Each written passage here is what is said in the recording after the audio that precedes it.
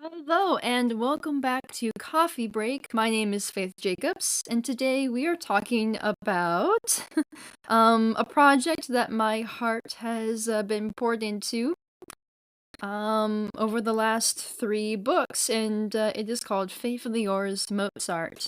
It is not only an audio drama, but also a series of books, 3 of which are currently available to purchase internationally via Amazon.com. Today on Coffee Break and for World Autism Acceptance Month, I am joined by 2 of our leads from the Audiodrama production, Aaron Relf and Darien Thompson. Darien will be joining us later due to having something to do this morning, but she's coming. So thank you so much for joining me for this episode, Aaron. Now, before we begin and dive into my questions, would you tell us a little bit about yourself and who you voice for the production? Of course. So my name's Aaron Relf. I voice Mozart himself. Fantastic role. And a bit about myself. So yeah, I am a autistic, dyslexic, and dyspraxic professional actor who works professionally in the industry, mainly stage, but I've sort of crept into voice, audio drama, and singing as of recent. Nice, nice. So we're gonna begin with some starter questions, and I wanted to specifically touch on Mozart in the world of disability. Now, in the Yep. series, we don't necessarily give Wolfgang a label, but I would say it's very obvious that he's autistic and that he does face some kind of neurological challenges. How would you say not necessarily putting the label on him, partially because you almost can't because it's not really a label in his era. But how would you say that differs from current representation? And do you think it worked against coming into this project or for it? Um, I think the writing that you've done showed it brilliantly, but it also showed it historically accurate.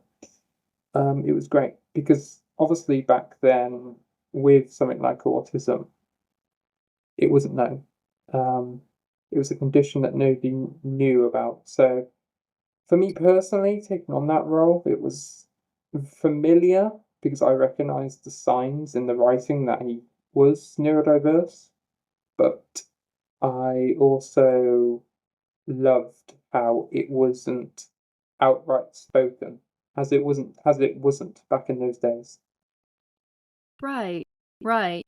Um, and Wolfgang's part in the story is not about him as this eccentric composer as per past films and plays have done.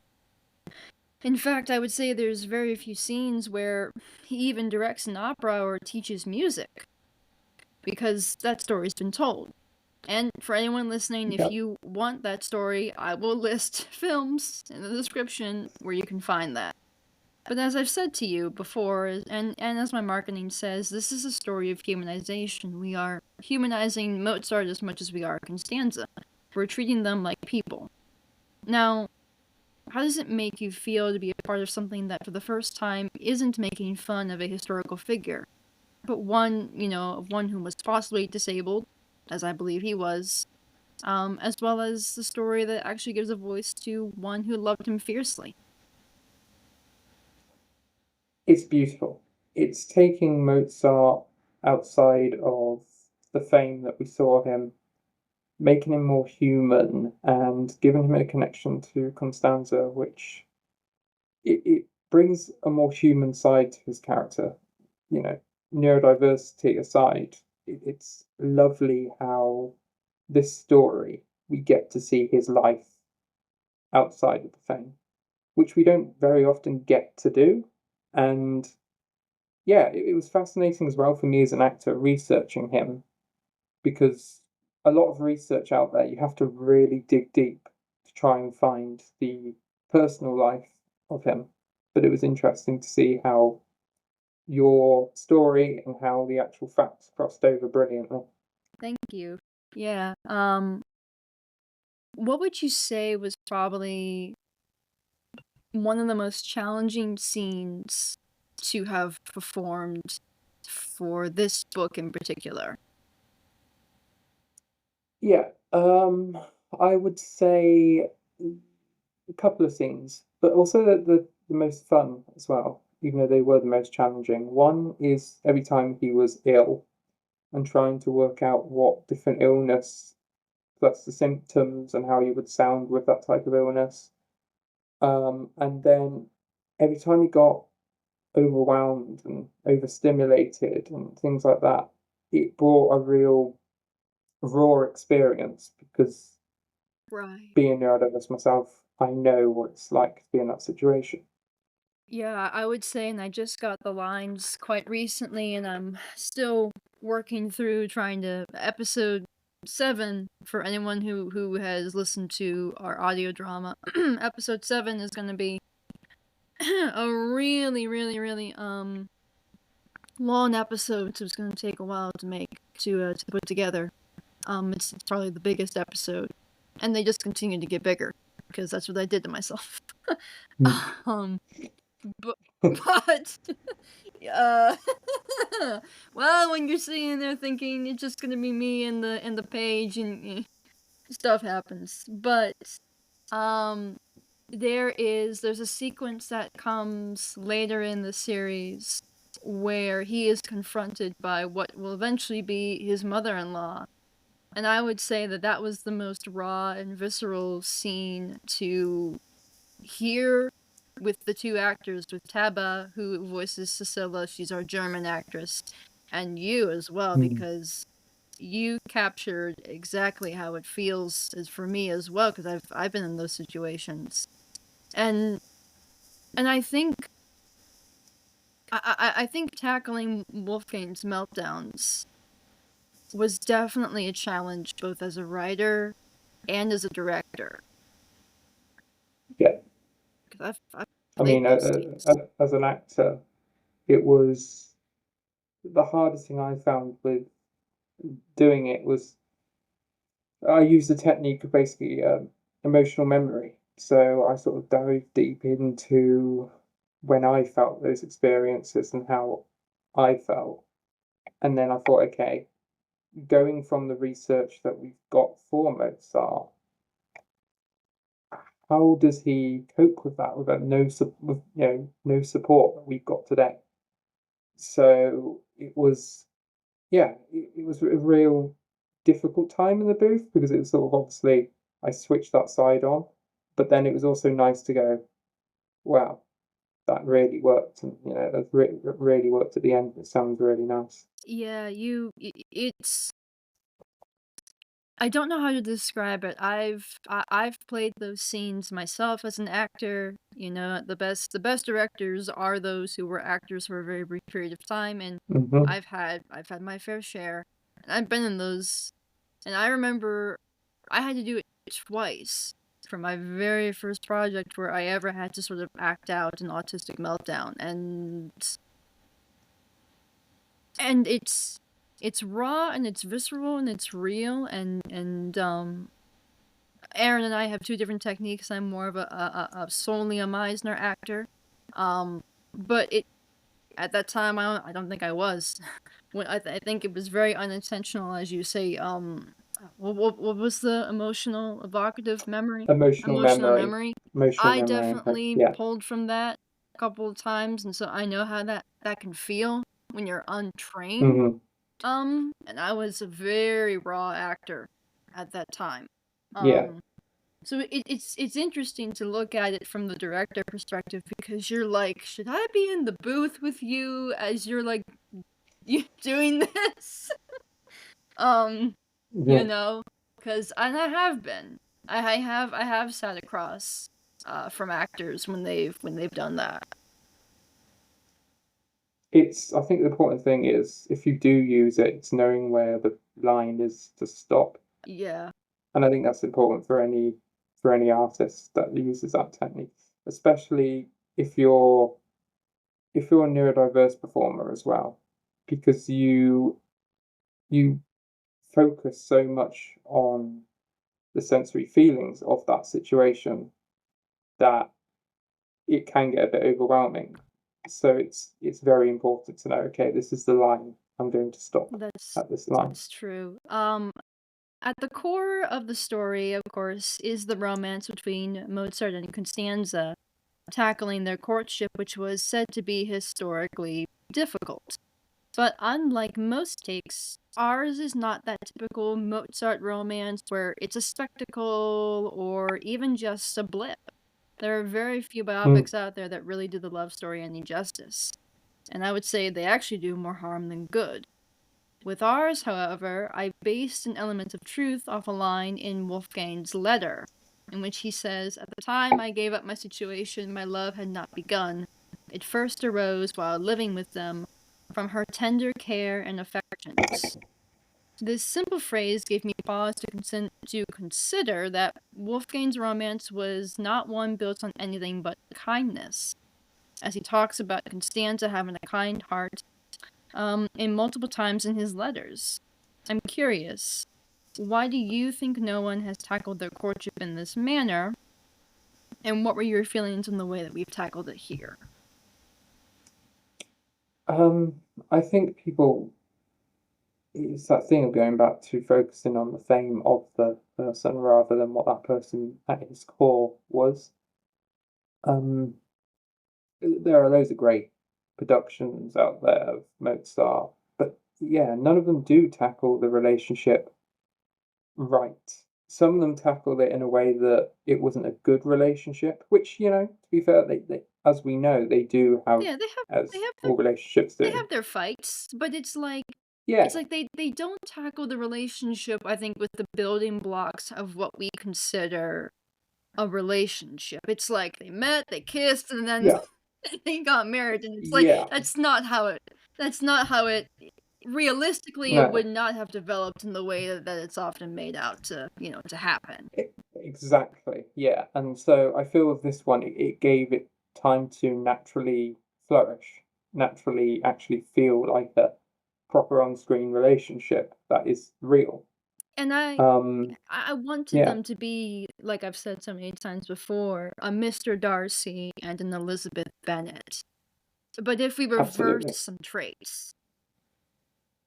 Yeah, yeah, and that as an inspiration, it clearly works. It clearly brings to it. But I think, again, it's props to you and the research you've done to find that there was, that strong bond between them, despite what a lot of creatives have done, which has gone totally the opposite route.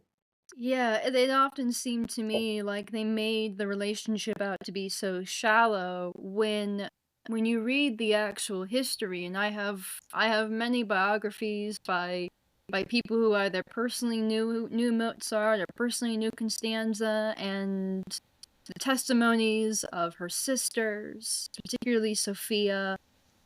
I just learned a new story, and I can't wait to somehow ingrain it into the next couple of books. But Mm. Wolfgang, one time, some servant stumbled into their bedroom, and Constanza was sick, and he was writing, and he's trying to get this servant out of their bedroom, and the knife that he uses to sharpen his pen gets jammed in his thigh, and he doesn't make a noise. And he doesn't tell his wife. It's like, by the way, while you were asleep, I got a knife stuck in me. Sophia's there, and she tends to the wound, and he doesn't make a peep. And if you know the story of Wolfgang, he doesn't whine or complain, but his bedside No. manner's not great. Yeah, yeah, So yeah. yeah, but it's stuff like that where you go, wow, he was so concerned about her that that he shuts up, he clamps up whenever he gets a knife jammed in his thigh. I mean, that is typical Mozart, though. Throughout, you see him in those situations, which, you do sort of find hilariously funny. But I think it brings humor as well to their relationship. These moments that he's done are brilliant. Yeah, it's one of those things that you sit there and go, "This is what we need people talking about in those stories, not not the I mean, the highlights I understand, but we almost need something more in depth because there's so much more in depth there." You know, you have Yes. silly moments like he's traveling in a way and is like, "By the way, honey, I had a first-rate argument with some mice." Um, no. My favorite one that I've done was I always say it 'cause I love it. Even to this day, it's great. The "Oh, shall we dance?" Shall we Just dance? straight into that one. Just straight into that. Hey, we've had a fight, we've had a row, let's dance. Yeah, that is just peak Mozart. I always think if I'm ever doing a scene with him in a situation like that, I always refer back to that one because that is just peak Mozart right there. Yes, and fully based on so much. Let's simplify a little bit. But I wanna since we're gonna be talking about some big topics once Darian is able Yeah. to join us as well.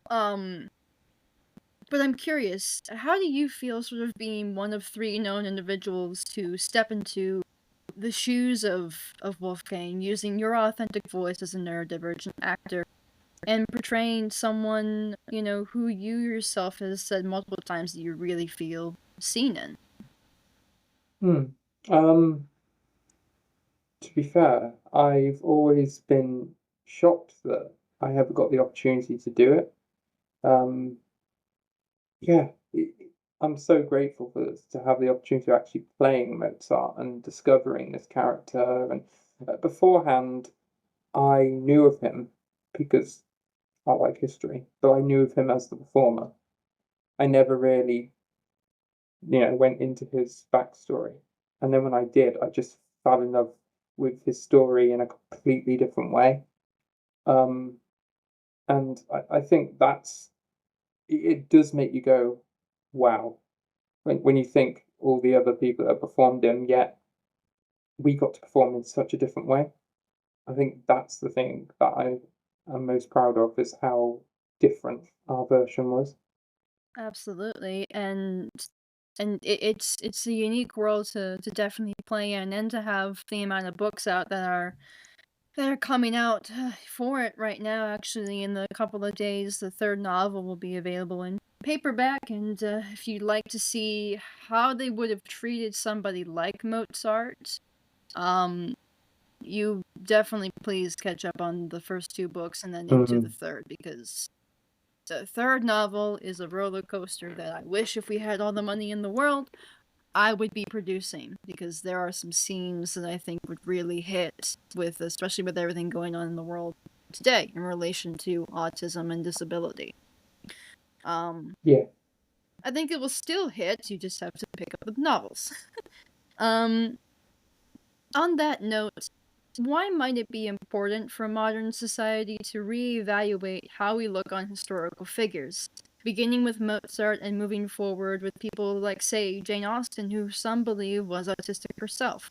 If we really look on those who were more than likely disabled in the past and treat it as fact rather than speculation, how might looking at history with the lens of neurodivergence impact our generation and then the next? I think it's important to do. As somebody that's huge on history, I there's so many people in history that I think we need to reevaluate and look again and go, okay, are they on the spectrum? What was, their personal life like? A big favorite of mine, I've said countless times, is Shakespeare. I think he, just like Mozart, is neurodiverse, yet trying to find the information for him, like Mozart, is difficult.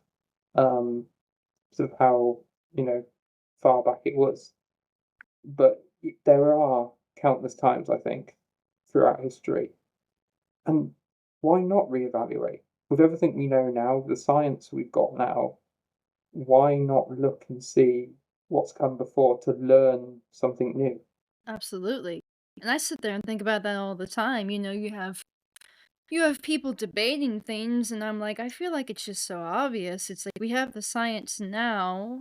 It's clear that there were that there were those who were disabled in history far before the things that we have now, and they had different factors and environmental factors than we did.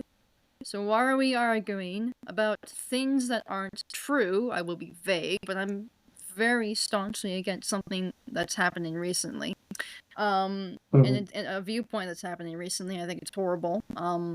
Why are we arguing about things that we know aren't true when people in the past were disabled long before the science that you say is the reason why we have disabilities now?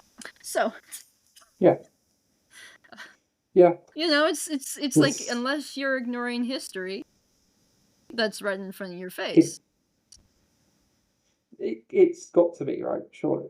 Like, my view on it is that neurodiversity hasn't just appeared out of nowhere. It's always been there. It's just we've never had the ability to find it. Now we've got it. Yeah. And why not explore? And we acknowledge it now because, Yeah. I mean, think about it.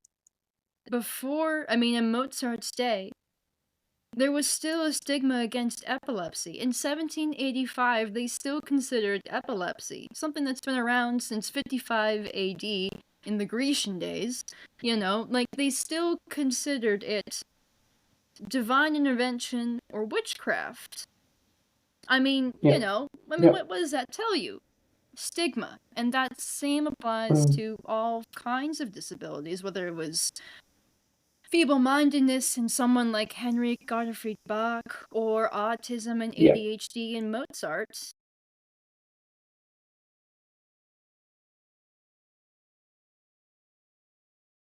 But no, I Oh, something just happened.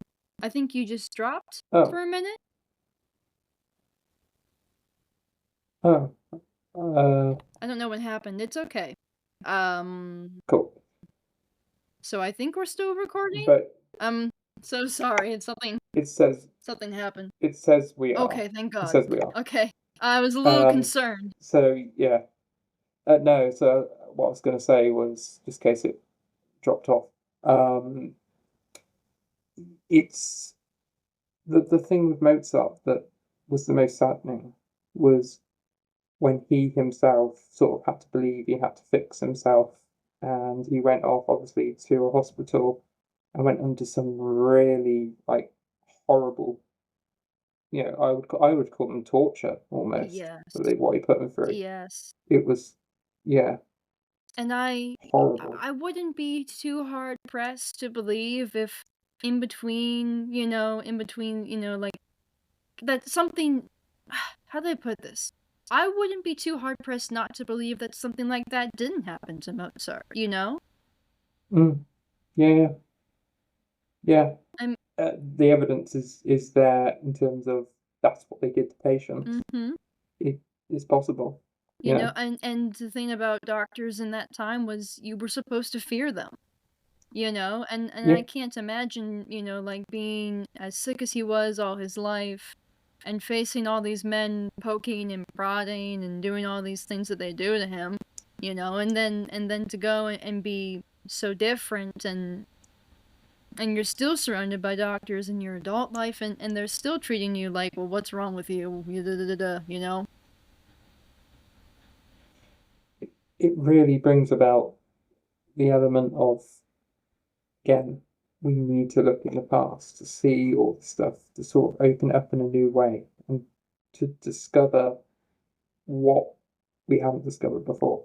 I agree, and this sort of ties in, as we've been talking, specifically for you, as you've been saying, then I was going to ask the question of why do you feel it's important that we acknowledge a figure like Mozart being neurodivergent? Because as we've been talking, like, there are so many who say it's not ethical or reasonable to assign a form of diagnosis to historical figures, but to me, I think that seems rooted in, like, ableist thought. Why then might it actually be imperative, in your perception, to have figures like Mozart who can embody that we, the disabled, the autistic, and the neurodivergent, as you said, we're always there in history? I think one is role models, specifically for male neurodivergent, speaking as somebody who's got autism, it's hard sometimes to actually have a role model that is neurodiverse. Yes. And it's nice in history that there are people now, like I discovered Mozart when I was doing research, and like it brings that sort of sense of, okay, so it is possible to do all these amazing things, even though, people have said that you can't because you've got this label. Yeah. There's proof that somebody has done it before that label was even invented. Yeah. I agree, and that kind of brings me into this question where, so many people told me while I was writing and trying to cast for this thing initially. One person quite literally said to me, "Oh, it's so limiting." I was told it was limiting for me to cast a neurodivergent who can sing and act, because apparently those don't always line up. And I sat there kind of baffled.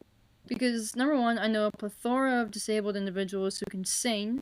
Several of them are my colleagues, by the Mm-hmm. way. There's one being Emma Nicolau. She's she's Yeah. open about her ADHD. Has the voice of an angel. You should go listen to her.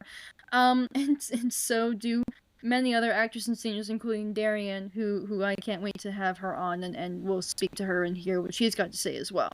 But in my humble opinion, many of my disabled colleagues are actors and singers. Another colleague of mine, Rob Milton, is also a singer. We're all on a variety of spectrums here.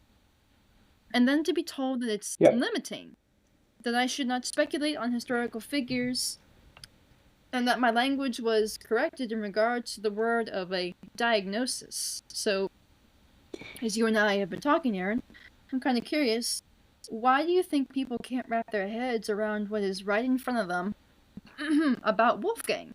And why does it almost offend them?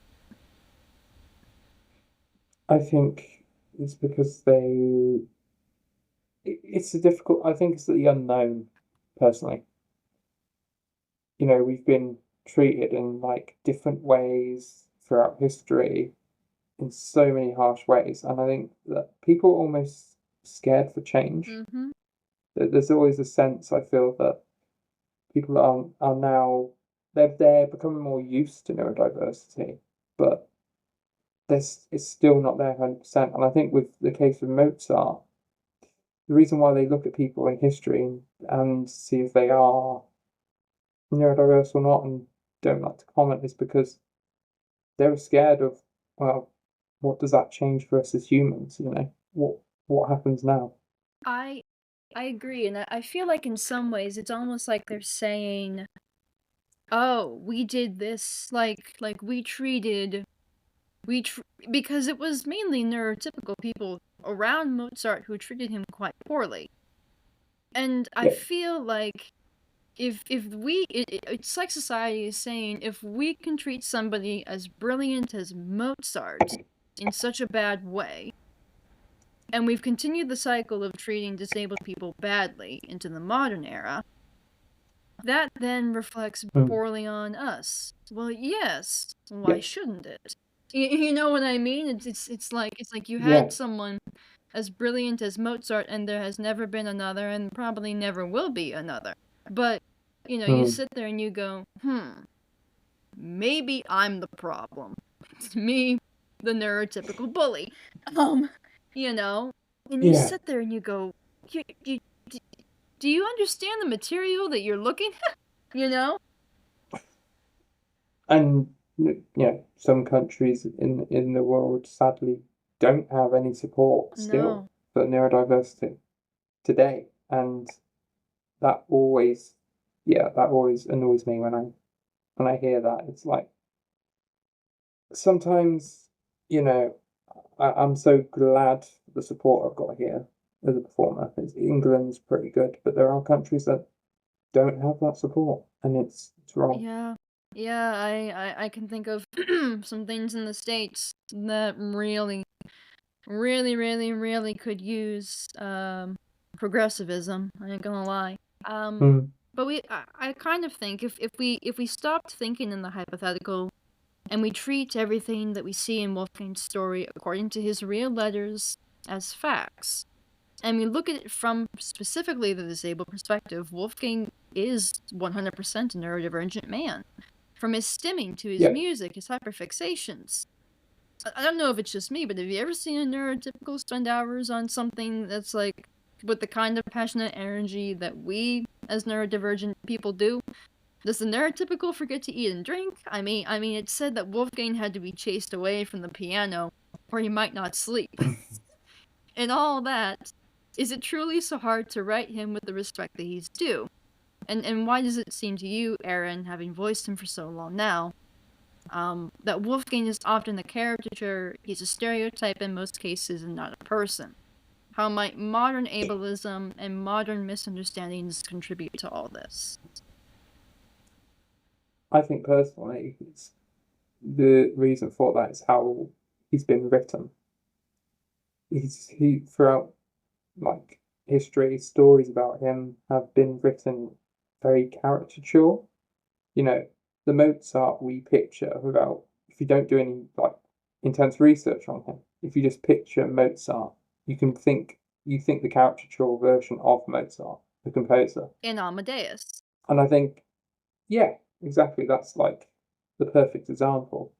And there's so more to it than that. You know, that is not the real Mozart. That's literally I almost like to say that's him masking, you know? Yes. Like and then the real one that we see, which is in private, is with Constanza and his family. And that's the interesting part that nobody thinks about. They just think about him in the spotlight, but he's just putting on a mask there. He's just performing there. That isn't the real person. I agree. So disability was the crux of Wolfgang's world, as we've been saying. He knew sign language, believe it or not. He was surrounded by disability in Vienna with two blind composers, one of which he composed a spectacular piece of music for. He would meet Beethoven, who would later lose his hearing. So why do you think it is so hard then for people to understand, believe, or simply say, rather than treat it as speculation, that Wolfgang himself was disabled and had clearly no prejudice against those who were also disabled in his circles? If he himself really was the odd duck that he refers to himself in the story, wouldn't it make sense for him to find more comfort in the presence of those no different than himself? Why might you, Aaron, might feel that this is kind of overlooked in most stories about Wolfgang? I think because to get on in the world that he lived in, he had to be social with all walks of life. Otherwise, he would never have got the work or the connections that he needed. But I think that deep down, he wasn't always the biggest fan of those social interactions and probably did prefer being more sociable with, people that are more neurodiverse. And that's why I also believe that obviously Darien would have more to say on this, but that's why I believe that when Constanza's there, I believe she could have had something on the spectrum. Yeah. I see it. I do too. The more I think about it, I was asked a question by somebody on my YouTube channel if I thought that Constanza could have been neurodivergent. And the more I think about it, the more I think about some of her, her skills and some of the things that were unusual for a woman at her time, I sit there and go, well, she was good at numbers. Like, really good at numbers, and so was Wolfgang. And I'm sure, because Wolfgang was a numbers autistic, that he looked at that and went, she's perfect!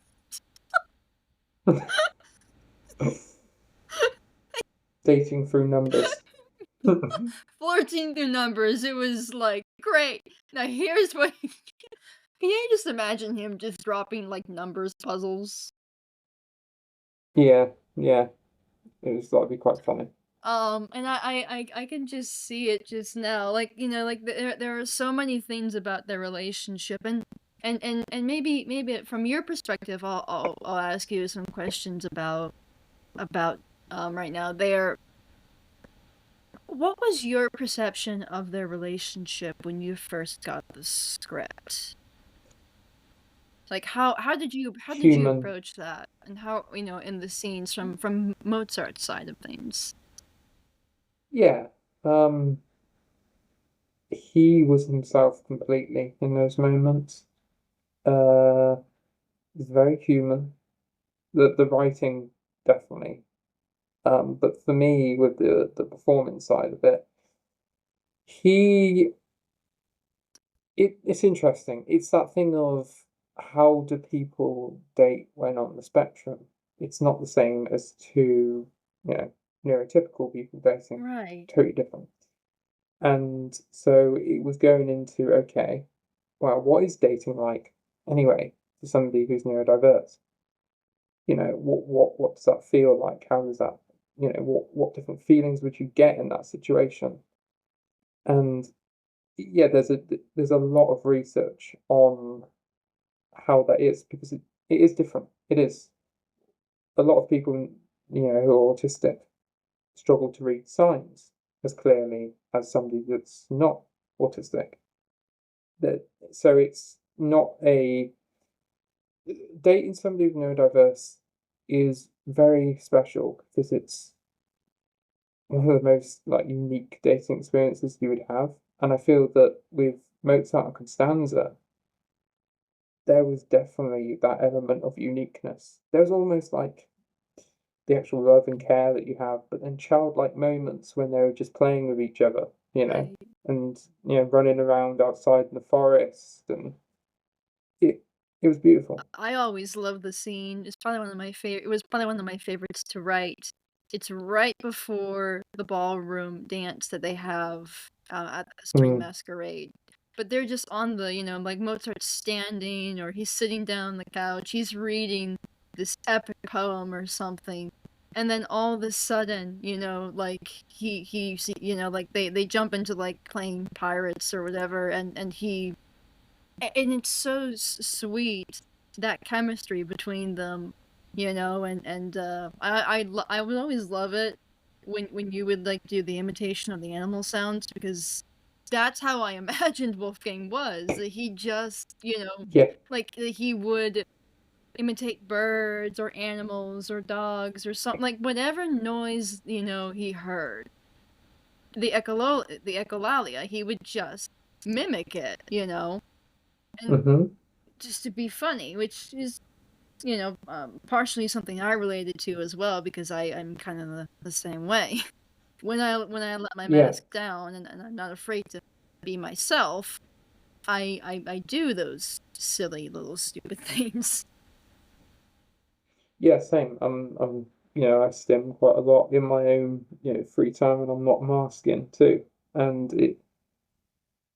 it was those sort of moments that I actually brought into the thing. It's quite funny really, but like the animal sounds that you mentioned, things like that, it was part of me being an actor, but part of my autistic brain wanting to stim them, which was which added to it as well. I was like, okay, I'll let them both.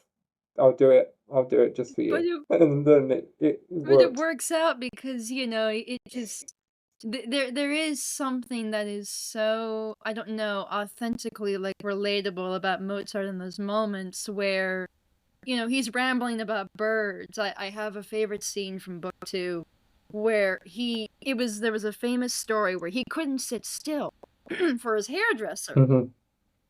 And so he comes in and he's like, "Oh, he's like, "Oh, Stanzi, how are you?" And the hairdresser's like, "He's hopeless. I can't get him to sit still." And she's like, "Honey, just tell me about the birds." "Oh, yes, canaries." He just rambles on about birds for like a couple of minutes or something, and I'm just like blah blah blah blah, starlings, starlings, you know. Um, And I feel like if I could just get this series out to a wider market, there would be, I think, many people who would sit there and go, I do that too. And because he unlike I think most, and I hope I've done this right, because I write a lot of male characters on the spectrum. Because when I was growing up, Hmm. I was surrounded by boys who were a lot like you, and a lot like my friend Jack, and a lot like my friend Rob, and like the kinds of people that I am surrounded by now, I was surrounded by similar people as a young girl.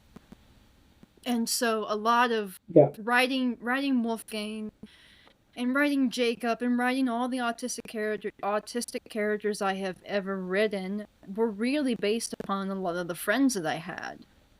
And not when I was seeing on TV. I was like, clearly you've never been around an autistic boy before, because that's not at all how it is, And so No. writing Wolfgang felt so natural because it reminded me very much of many of the boys that I grew up surrounded by. And they were naturally curious and kind and sweet and unintentional, and sometimes they get things wrong, but they didn't, mean anything by it, they just didn't know. And so writing Wolfgang was so natural in that way. Because he is sweet, he is playful, he is innocent, and he's very trusting, sometimes to his own downfall. I think that's where a lot of, people on the spectrum relate to him a lot. It's what I saw in when I was looking at him and went, oh yeah, I totally get that. I totally understand where he's coming from. Yeah, that sort of innocence and sweetness, and yeah, it, a lot of people are like that on the spectrum. And And it's fascinating how he was. yeah, and I want to sort of bring up, but as we've been talking about the subject of romance and the neurodivergent Hmm. element to it, that there is the misconception that like we don't want love, that we don't seek it. And Yeah. I think that's why the romance with Constanza and Wolfgang hasn't been tackled, because maybe they look on him like the savant type, and I don't he was Mm, definitely not a savant. He had elements of no. genius, but I don't think he was a savant in the way that like somebody would write him, and my cringe here for Rain Man. Um but like Yeah. I find that to be a heartbreak when we live in an era with shows like, although it's a controversy, Love on the Spectrum, and we still have some shows that do treat us like stereotypes, even though there are the Oh. beginnings of neurodivergent relationships in fiction. I still feel like they want the word Hmm. autistic in your face. And like we said before, they really wouldn't, that label didn't exist. A bit of a trigger warning, they would have called Wolfgang something that starts with an R-E and ends with T-A-R-D-E. Um, Yep. and it's a French word.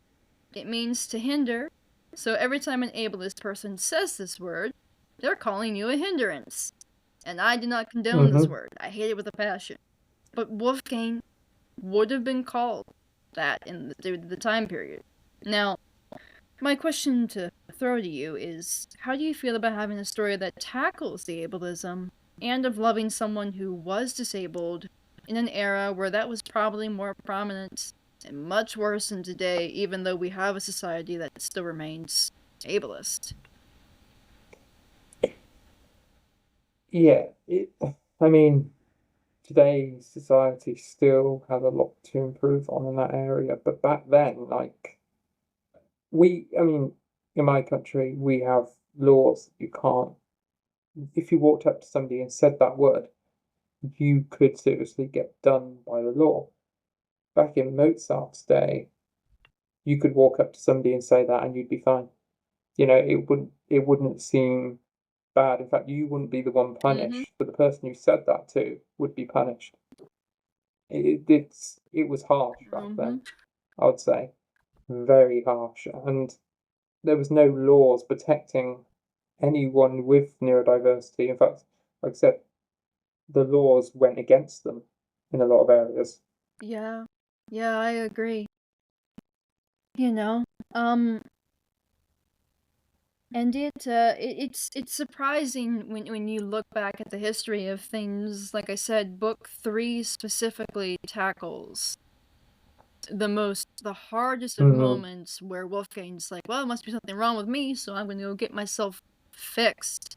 In a very, Yeah. if you're familiar with Queen Charlotte and the Madness of King George, I implore you, please don't look at the Madness of King George as a comedy, because it's not.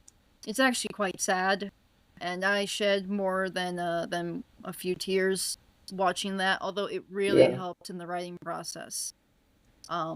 For that third novel, because it's true. It's King George, a lot like Mozart, was in an era that did not understand what they were looking at. Yeah. And you know, to think that Mozart's doctors were treating him with things that probably killed him, because they didn't understand psychologically and physiologically what was wrong with him. It was very experimental, Yeah. and you, it would be interesting. I mean, you've probably done a lot more research on that, but I imagine a lot of people did sadly pass from that experimental treatment. Yes, they really did. Mm. And to be honest with you, Mozart would not have survived if he had been subjected to that. Realistically, Mm-hmm.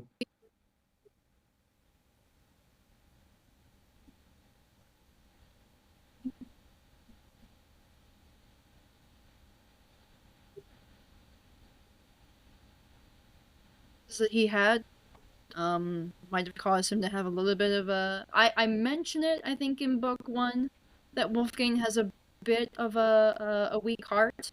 He Yeah. does not have a. It's not very well, from illness. So him going through that treatment, if Constanza hadn't like stepped in, realistically, he probably would have died, and people did die Mm. from Yeah. those treatments. It's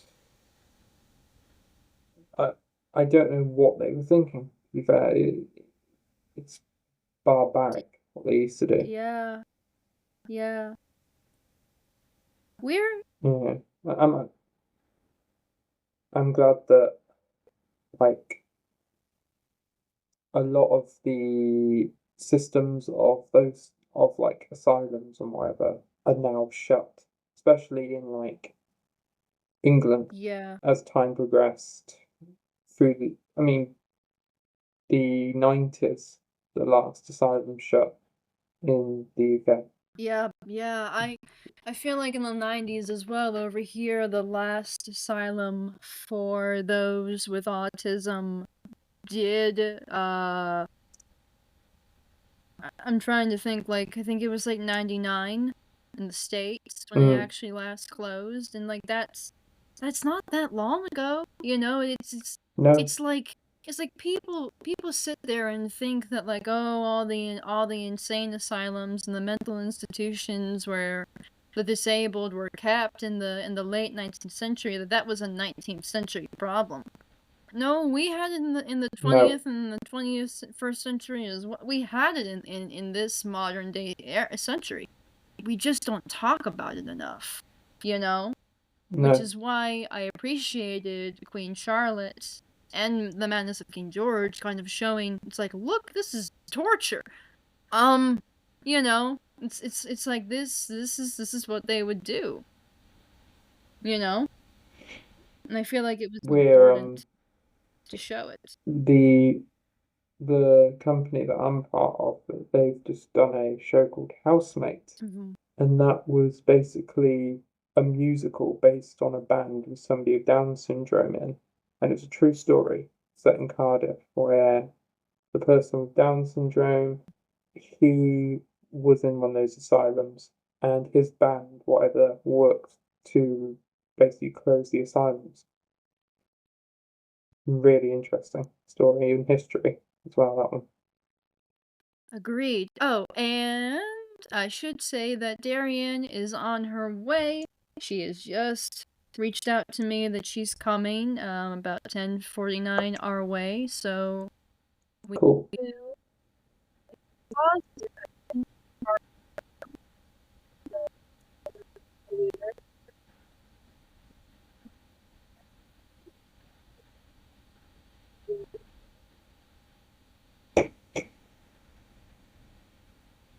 it won't kick you out of the room if I stop the recording, I promise. Cool. So we'll be back. We'll be back one moment.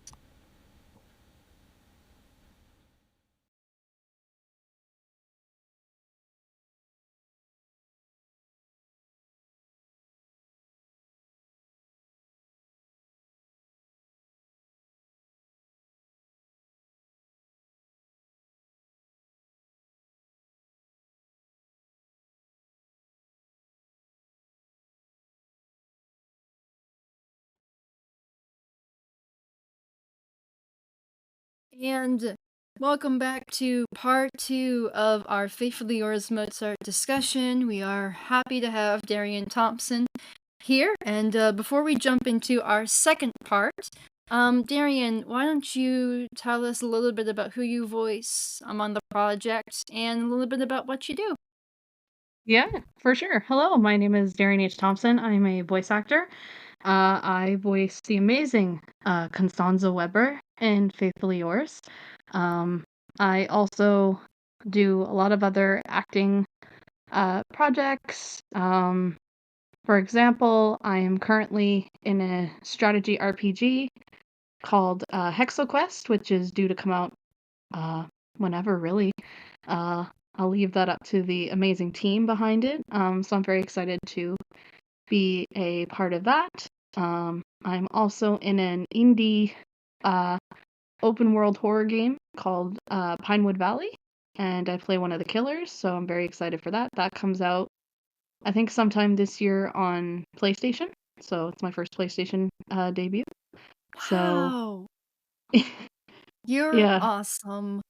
thank you very much. I have a bit of background in singing as well. I have training in acting as well. I went to school for it. I've done a bunch of workshops with some actors in the industry, especially Sean Mendham, who is a phenomenal actor. For those who may know, he was Scratch in Baldur's Gate 3.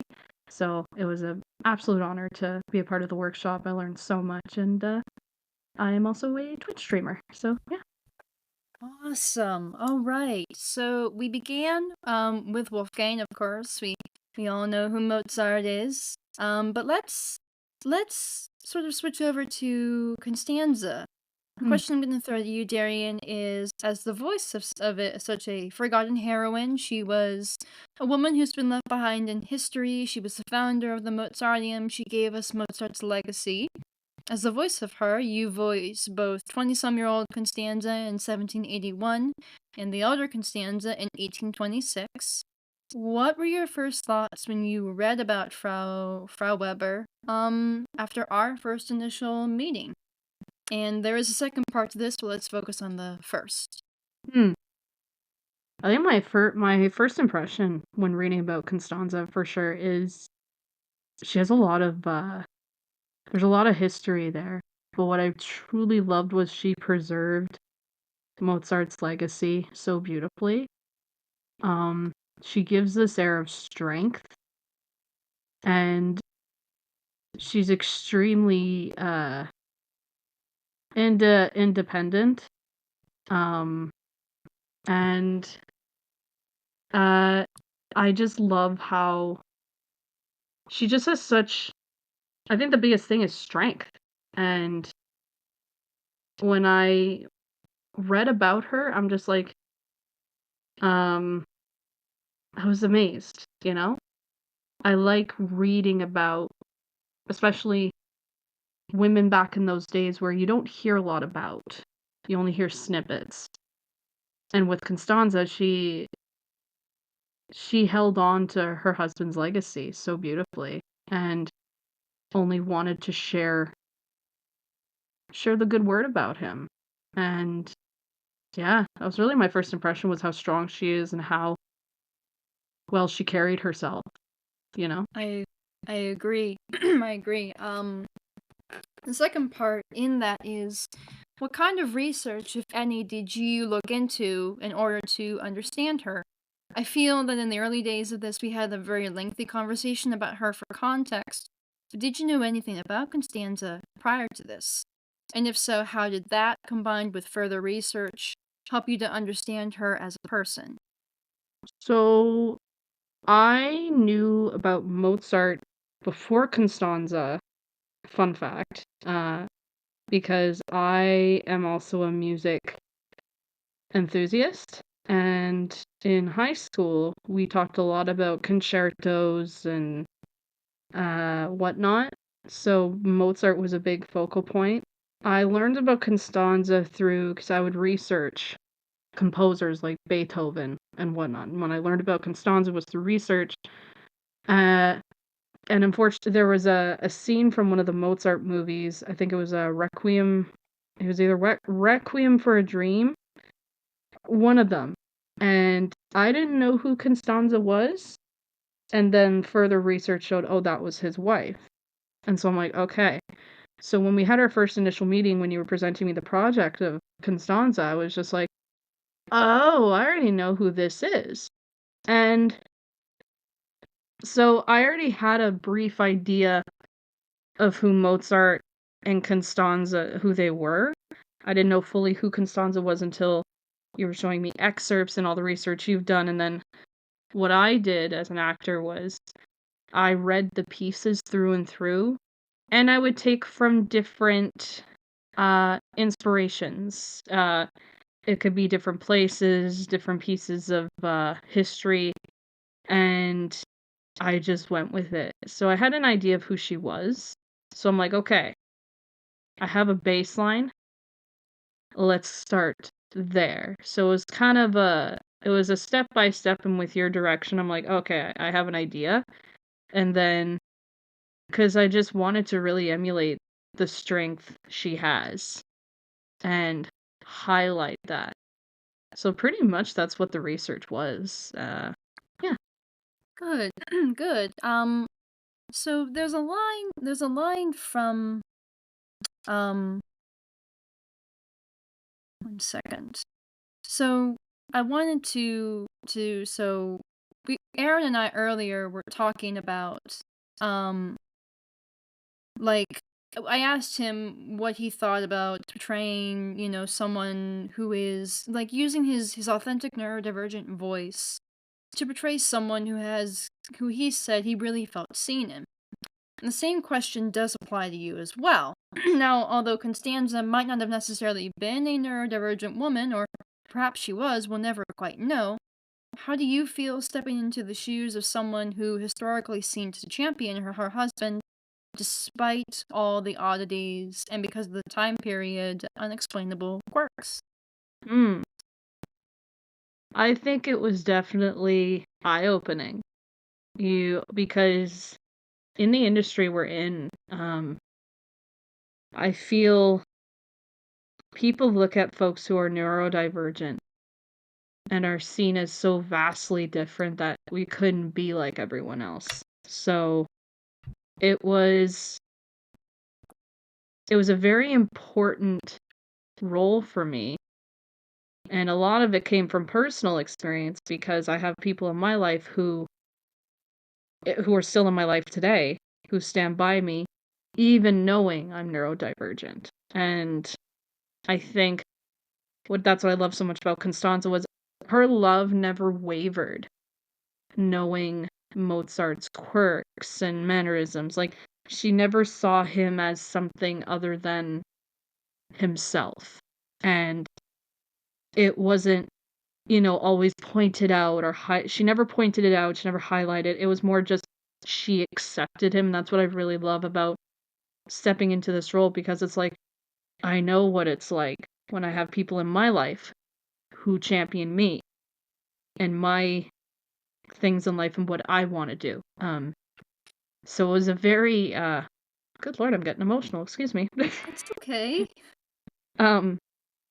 It was a very important role to be somebody who champions their other half for who they are. And I think it was written in such a beautiful way where it's there, but it isn't directly pointed out, and that's why I love how beautifully written she is she accepts him wholly. And I think that's the beauty of their love story, is accepting someone as they are, not trying to change who they are, not making fun of them or belittling them. So yeah, I think this was a very important role because it's more than just championing his music, it's championing him as a Yeah, human being. She champions who he is, and even, I think I said this before, and Aaron, you can maybe speak to this too, because we're going to talk about this a little more, but in the scenes when they fight, they're never fighting with each other. Do you know what I mean? Mm-hmm. Yeah.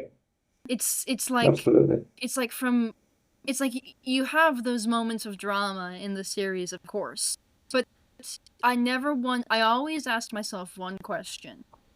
Are they fighting for each other on the page, or are they fighting with each other? And if they're fighting with each other, then the scene's not going to work. It has to be, I'm always fighting for him, or I'm always fighting for her. And in those scenes, what would go through like both of your heads? I'm kind of curious. You recorded separately, but we did do a chemistry read, and so what did kind of go through your heads in the moments where they're fighting for each other, not necessarily against each other? I think that for Mozart's point of view, I think it was him looking at trying to, in his own way, care for her, but also struggling to work out, obviously, how his own feelings were in that situation. He fought a lot through his life, and he fought a lot of different challenges through his life. And I feel that he didn't want, like when he, in the later books, as we talked about, he wanted to try and fix himself. He didn't want to, he didn't want to push her down into his problems.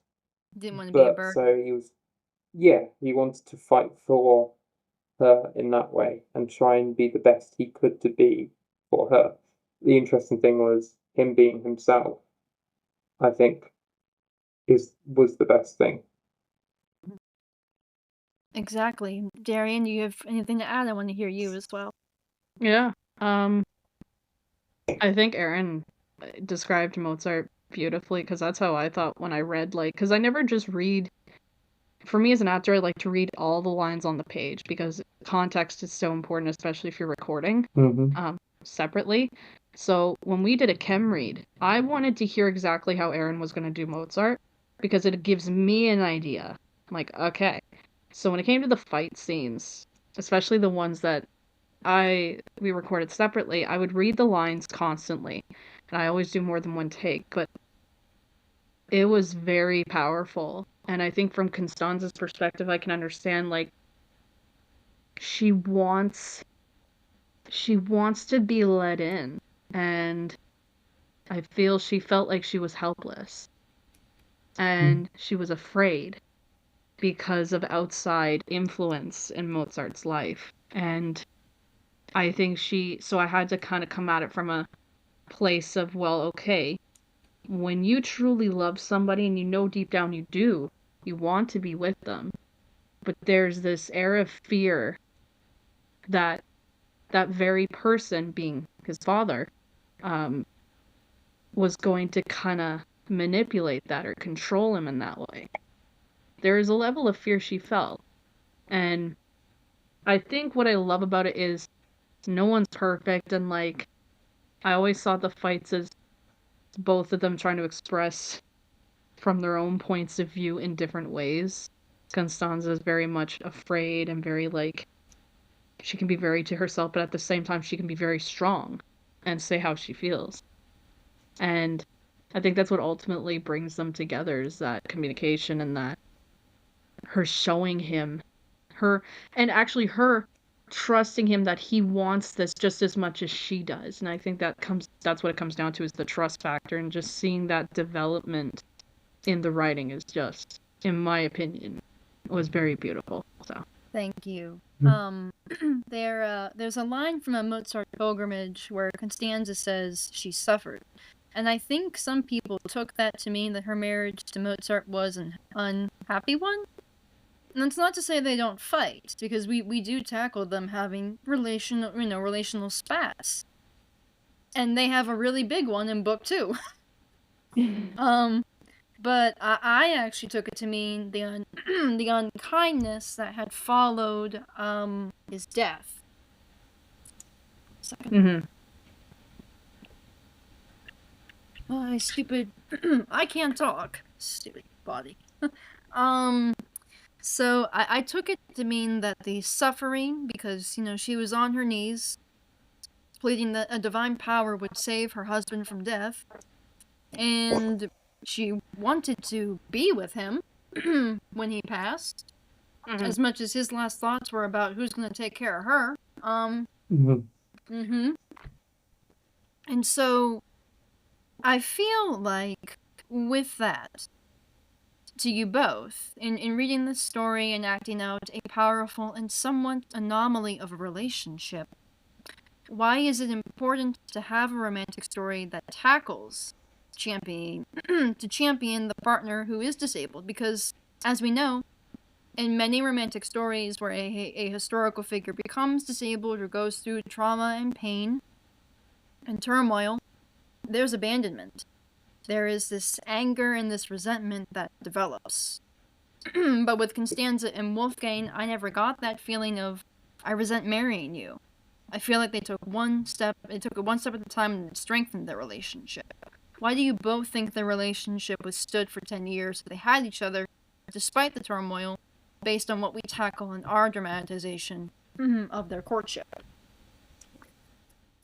I think it's human. I think it's the element of their relationship being so human. And I don't think it's the fact of him having those disabilities. Yes, they might occur as a challenge, but again, it's him being him, and it's him sort of living the way he is.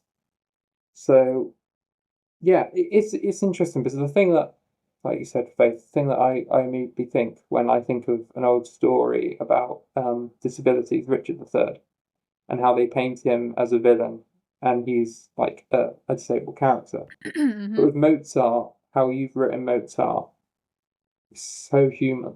It's so true, and everyone has the right to love, no matter who you are, no matter what you are. It's important that everyone has the right to feel. Exactly. I agree. Darien?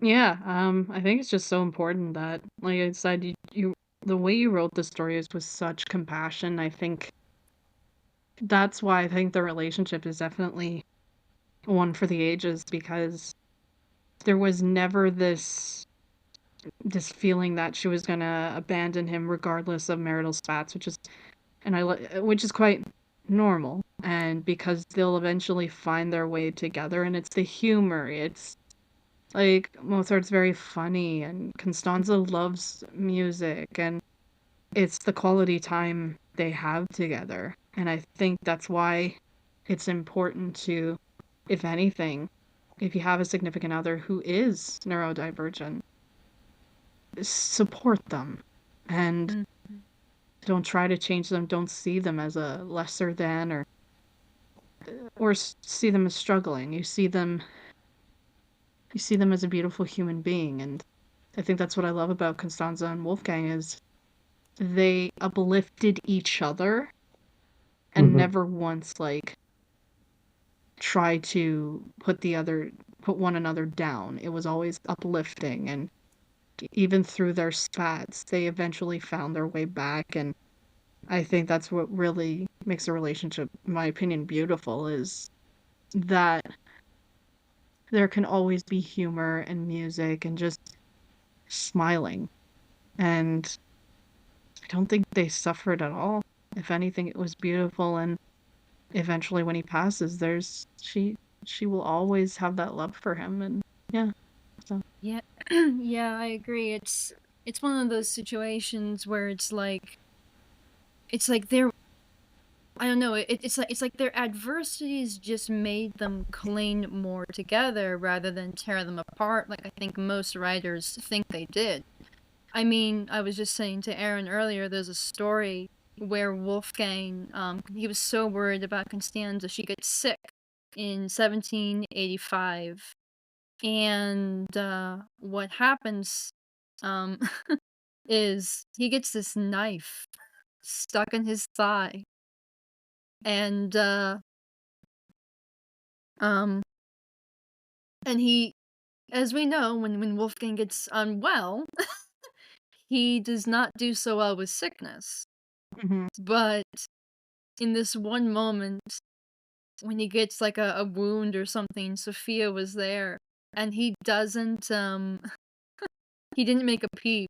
He didn't want to wake her. He didn't even tell her, "Oh, by the way, honey, got a knife stuck in my thigh. How do you Oh my god. feel?" So Mozart. It's so Mozart. I'm Very okay, Mozart, no, I'm yeah. totally good. I'm not in pain.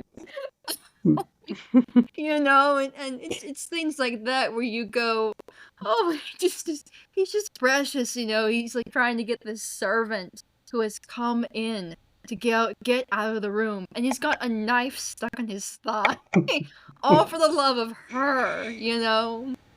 And I think that's what made the relationship so real to me was, oh, he's so willing to, you know, to bite his tongue, you know, chew on his lip as he's in pain himself from his pencil knife. Very stubborn man. Mhm. Very stubborn man. Yeah. It's little stuff like that that makes you go, wow, you know, or the story of how he would leave little notes under her pillow, like for her whenever he would go out riding and she wasn't well, which I turned into their very a Valentine's Day's sort of like short storyline in I think either book 2 or 3. Mhm. Where, you know, like that's how much he loved her. He's like, I hope you slept well, my dearest little wife, or something. Like he would write just like this thing, like just very human things, and you're sitting there going, this is the man who wrote The Marriage of Figaro. And he's like, I hope you slept well, you know, and he and these little things like, I'll be back in a minute. But I hope you slept undisturbed, you know. Like Mhm. stuff like that that just makes him and her just so human. Mm. Which leads me to my next question, which is Constanza and Wolfgang, as I've said, you know, have this Mr. Darcy and Elizabeth Bennet like qualities to them. Although I would say the tides of empathy are much stronger for Constanza versus Elizabeth, and Wolfgang is too funny to be sour like Mr. Darcy. But despite despite struggling with melancholy and depression and some of his own personal struggles, what are some of the ways you both brought your own perspective to the two of them to help you when acting out the scenes they have together? It's personal opinion, I would say.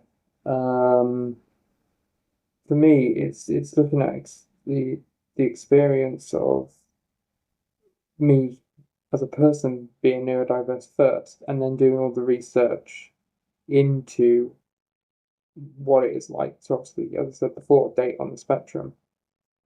It's his way of looking at dating will be different to somebody that's obviously not neurodiverse.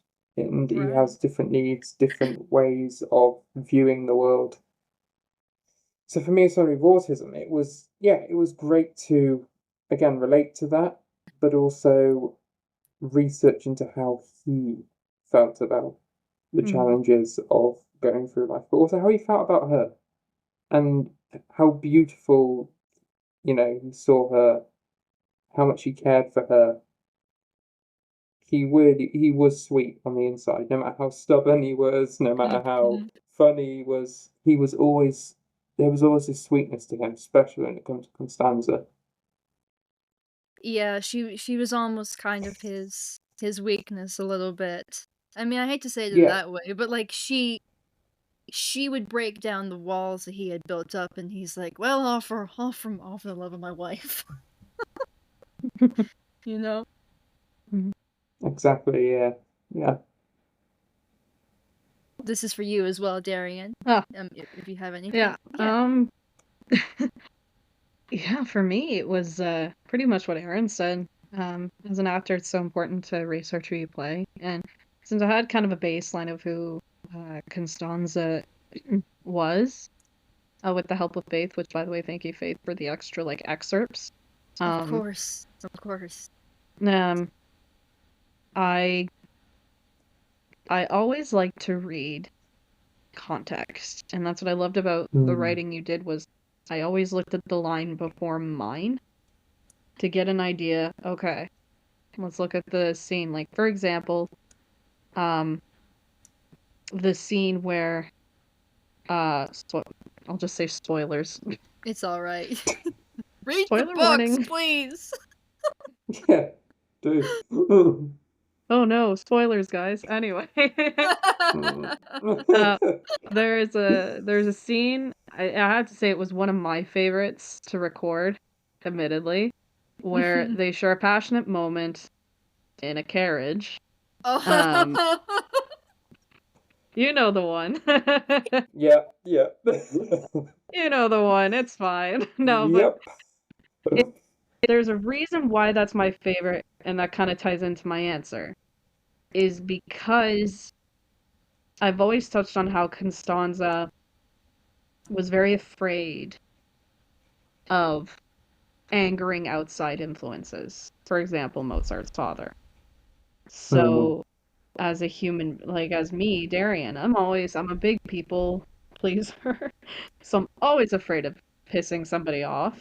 And that really helped with recording a lot of those types of scenes because it's, in some ways, she is kind of not so much an over people pleaser, but it's that fear of like, she doesn't want the drama with her family as well as herself. And she knew how she was feeling for him. He was brave enough to tell her. And I had to be like, okay, how can I make this where it's like she wants to, but there's that fear of his dad's gonna come in and ruin it and sabotage it. So I had to kind of go into my little recesses of my brain and pull out what I call method acting, which is there are times where I could be a people pleaser and worry and not take chances on things. And so I really brought that to that scene where it's like finding those ways of, oh, what if it doesn't work? It's always the what ifs, you never know. So I found she reminded me a lot of myself in terms of very afraid to anger people, not take that leap of faith, faithfully yours. Take the leap of faith. Yeah. Um, That scene was really hard to write too because like it's the typical moment of like you want them to have that kiss, but I was like it's not time yet, and Wolfgang's like yes it is. Wolfgang's like hold my not tankard the thingy the mug. My ween. Yeah. But yeah. My But yeah, it was. It's like oh George. Not So. time yet for the great kiss. That's happen until chapter 18.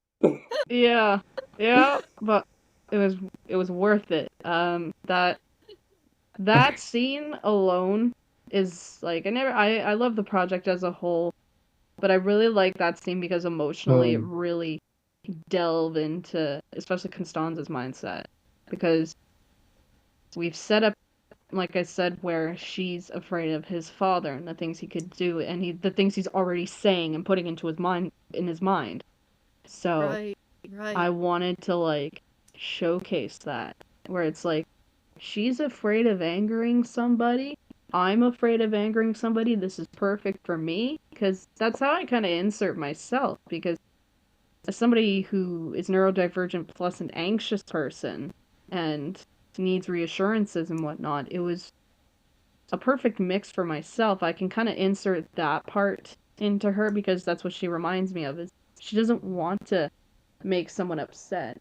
But at the end of the Right. day, I liked how she had to kind of overcome that herself. Yeah, And it is interesting. They both do have people-pleasing tendencies. Yeah, Like, so does absolutely.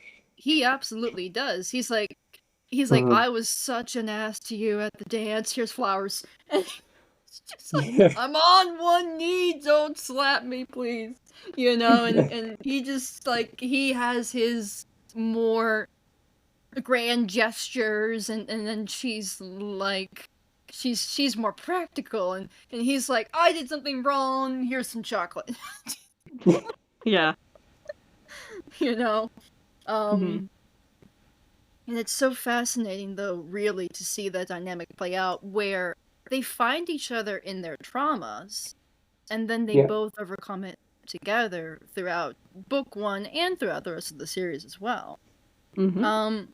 But speaking of that, it is no secret that Constanza Mozart has been seen in an undesirable light for ages by so many people, and I could complain about this. I do. I mean, I really do. But with that in mind, how do you hope your performance might help people see her differently? So, as always with any female in history, uh, I could say this. It's sad where, especially with someone like Constanza, she was always not seen in a great light, or just seen as somebody that she never was. Seen as the other woman, or seen as a flus. It's just many falsehoods. And as an actor, you can only hope that your performance can make someone feel. And I can only hope that my interpretation of Constanza shows that she is more than just a name. She's more than a wife. She's somebody who helped carry a legacy for decades.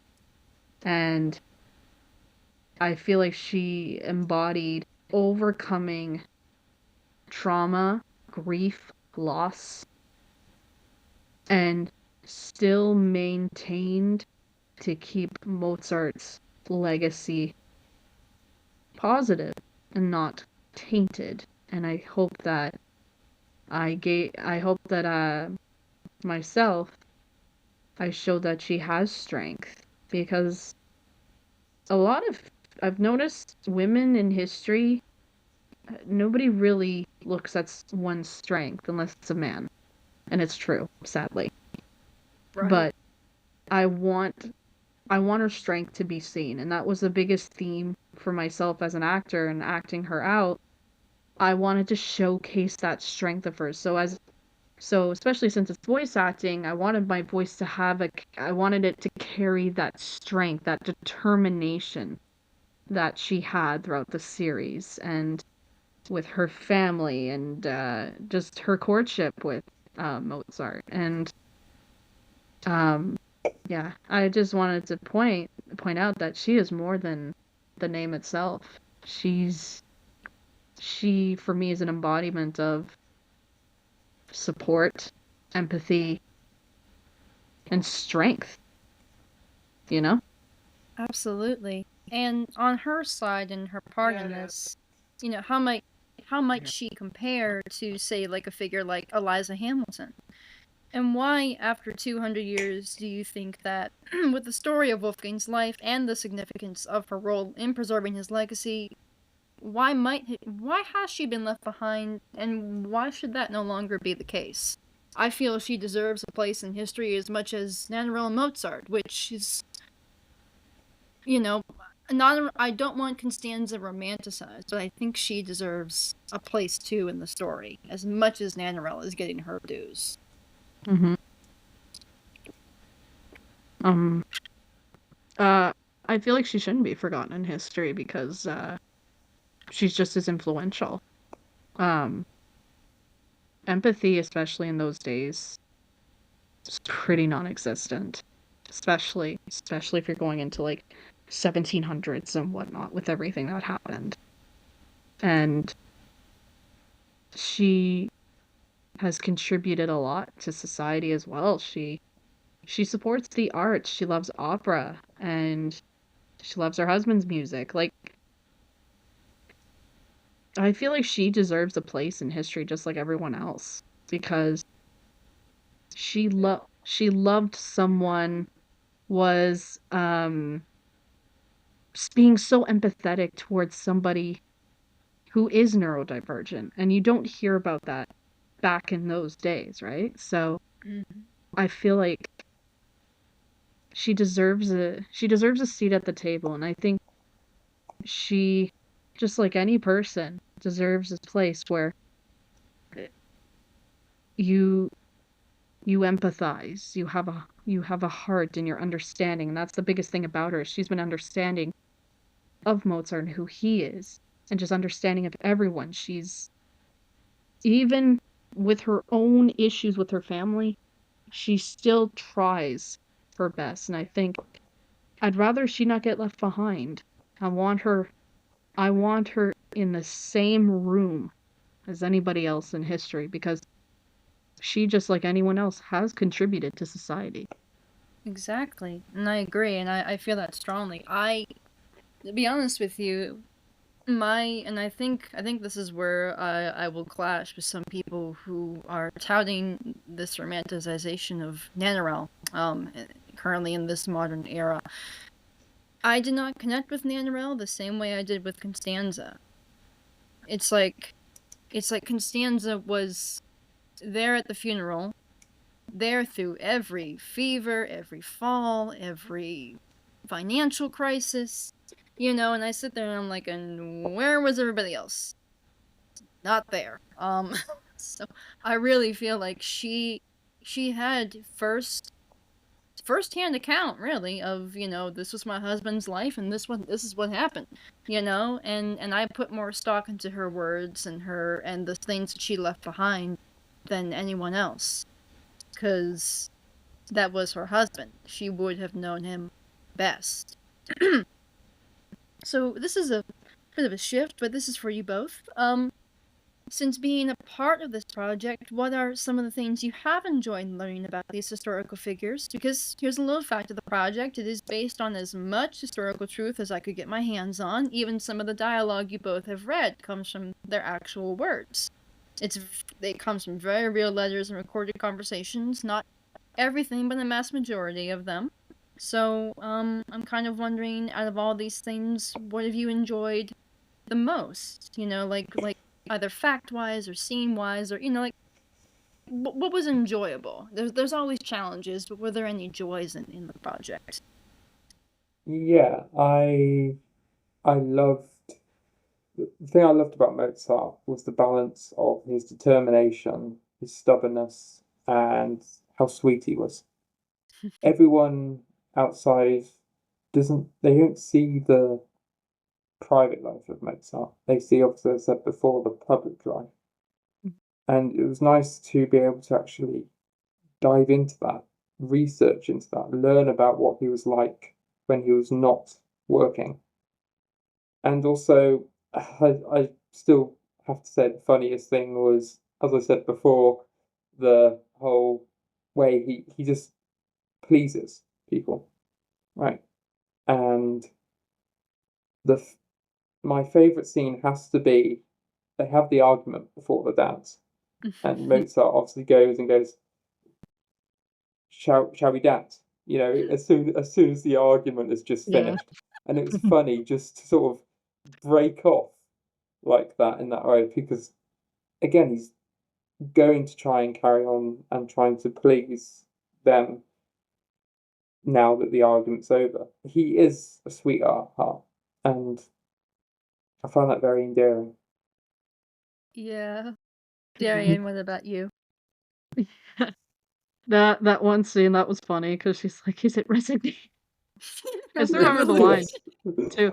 Yeah. Is it resignation or revolution? Let's have some cake. Yeah. Yeah. Like, let's have... Yeah. Yeah. Yeah. And Sorry. That whole scene, I just want to, like, I guess, just quickly touch on that. It was very funny having to kind of tap into a She was kind of about it. Like, Yeah. Yeah. because I feel like Constanza can be very sassy when she needs to be. She's like, Oh, yeah. well, well, Mozart, is it resignation or revolution? Like, it's like, He's like, I'm gonna go cut some cake. Look, Mm. there's chocolate. He's a like, total avoidant in that scene, and he's like, Yeah. going yeah. Got to be careful now. like that's my wife, Yeah. Yeah, and I knew then I wanted to marry her. yeah.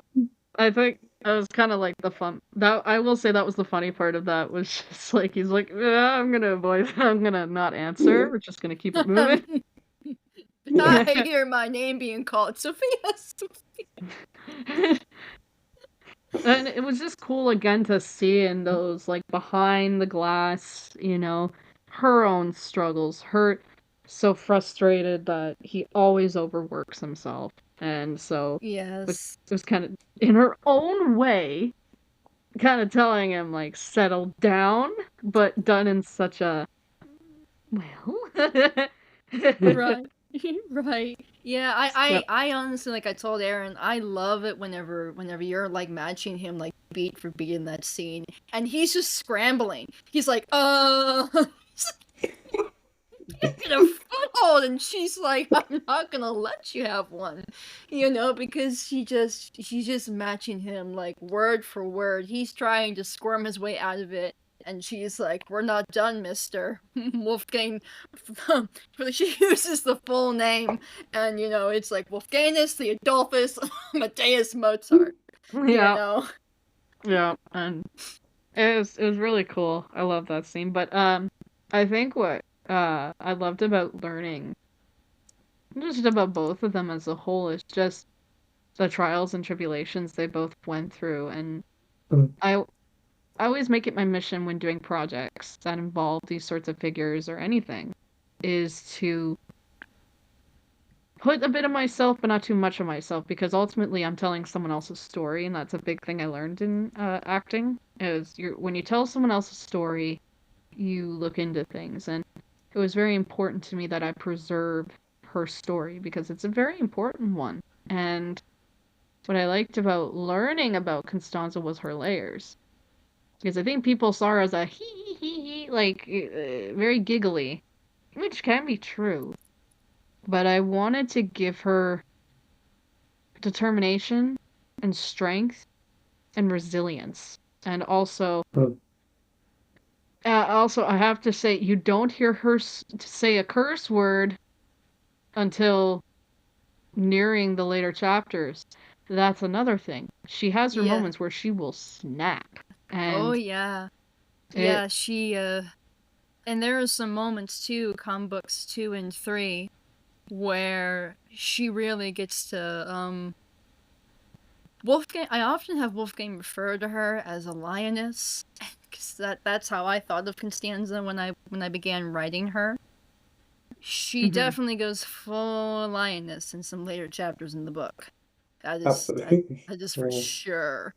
Not on him, but on the people around him. It's just like, you hurt my little husband. And she's just cracking her knuckles going, okay, boxing gloves are coming out. oh yeah. Wolfgang's like a little puppy who's like been kicked one too many times. Not that he can't fight for himself, and he does fight.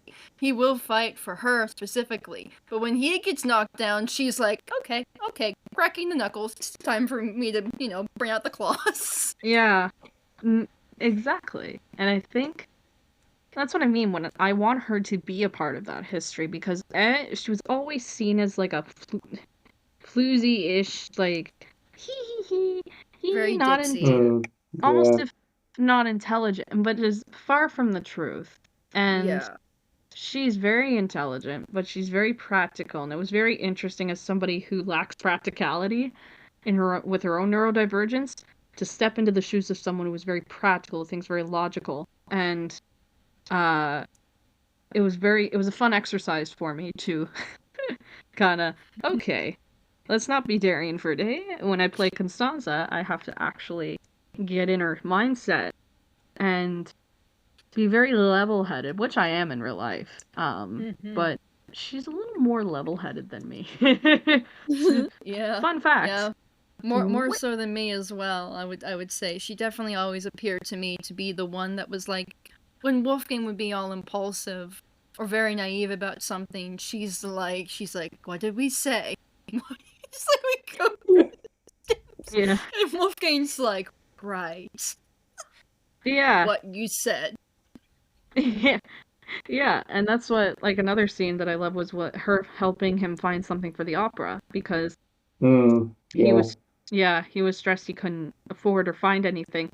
And it was just her level-headedness throughout that scene. It's like, hey, it's all right. That was my father's. And he was worried about taking, like, that garb. And that's where she's like, no, go ahead. It's fine. Like, that's what I like about it. She's very go with the flow. She just wants to help. And Yeah. I think that was that's what I loved about learning about her and why she's such an important figure in history, is because throughout all her own trials, she maintained empathy. And I think that's just what we need in the world today is empathy. And she had that for Mozart. She never changed him.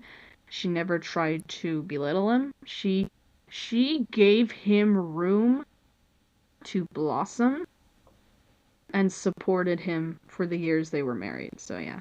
Yeah. I want, since we've been talking about it during this, I want to bring up that beautiful particular scene you were talking about. Again, there were so many I love. And I swear to you that more is coming for our audio drama. It's just been a very crazy time recently. But as we've been talking, Wolfgang and Constanza go to a prestigious actor's estate where they have a fight that precedes the dance sequence. And Wolfgang is very blunt about his incessant working. And Constanza, absolutely, beautifully, completely and utterly just matches him in that scene. And my question then is, when you were both reading the dance scene, what was going through your heads about their budding relationship? Because they have a fight, and it's not the oh, now I'm mad at you, and let's have a screaming match. Wolfgang, as I said, isn't avoidant in this scene, and Constanza's just not backing down. You know, it's a why aren't you fighting for yourself? So from both your perspectives on that scene in your respective roles, what went through your heads? What was the process of bringing them to life in that moment that is vulnerable for them? And how did it inform choices made for the remainder of your scripts? So, for all the scenes, I always read all through it. And for that scene in particular, it was diving deep into what Mozart was trying to want. It was, what his wants were, why he was so het up in that scene. And again, stubbornness. A lot of stubbornness, because that definitely showed in that scene. And then also, he does, at the end of that scene, you can see him feeling terrible for how he acted. So there's like this level of come down from that emotion and him going, what did I just say? And it was interesting playing that sort of element of, okay, I'm going to say this, and then slowly dialing it down to where he was completely sort of stumped to what he actually said himself and felt bad for what he said, which I thought was really interesting. Yeah. Yeah, and Aaron and I, you and I talked about this briefly when we did our Instagram live, but Darien, I'm kind of curious about your perspective on that scene. Aaron said that he thought that was the moment where Wolfgang fell for Constanza. And we don't really have a moment where we know that they've fallen for each other, like in a typical romance, because their romance isn't typical. But do you think that was the moment that she fell? Or what what moment do you think that she actually fell for him? Because I almost think that's the moment where she was more hesitant. But like, I'm the author and the writer, and so my perspective will differ from you guys's. So I'm kind of curious your take on that whole scene. So it was interesting because as I was recording this, I was following the trajectory of just kind of like that build up, and I like how it was a slow burn element, because slow burn, personally for me, I used to hate slow burn, but that's just from my own personal things. But now I've come to enjoy it again because it's what makes the progression more natural and more organic. I would say deep down at the dance she was feeling something. Falling for him at the dance, I don't know personally. But she definitely was feeling more than just care. It was getting to a point of more. And Right. and I would say during that scene, I had to go into basically not so much mama bear mode, but almost emulate mama bear mode. And be like, So, I'm just like, okay, reading this as Constanza, how is she going to, in a way, say to Mozart, this is how I'm feeling, but not be so direct? Because Constanza's very good at choosing her words carefully. Yes. Sometimes. So when it came to the line, well, Mozart, is it resignation or revolution? I like to add a bit of a tension there, because it's ultimately she's giving that question of, well, do you see what I'm saying, or are you still gonna fight me? So and he's so literal. He's like, what? Yeah. Yeah, I think it was important to highlight, like, she's not afraid to, use her voice where it matters. And it was fun for me as an actor, because as Darien, it's hard to use my voice every now and then. I'm not afraid to now, but it was cool to step into the shoes of someone from history who isn't afraid to use her voice and who isn't afraid to fight properly for what matters. And because the significance of that fight is actually very important, because this is where Mozart was working himself to the freaking bone as a composer. And he wouldn't stop.